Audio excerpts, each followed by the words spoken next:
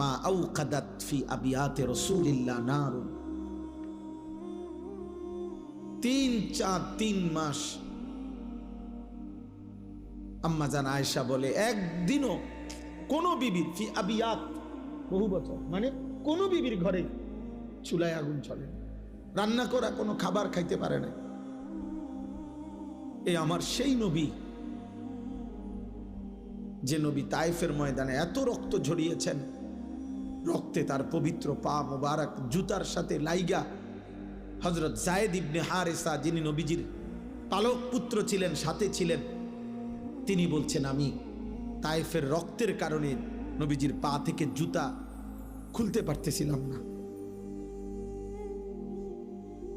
নবীর সবচেয়ে বড় অন্যতম দুশমন উতবা, মক্কার কুরাইশ কাফের নবীজির বিরোধিতাকারীদের মধ্যে অন্যতম যারা ছিল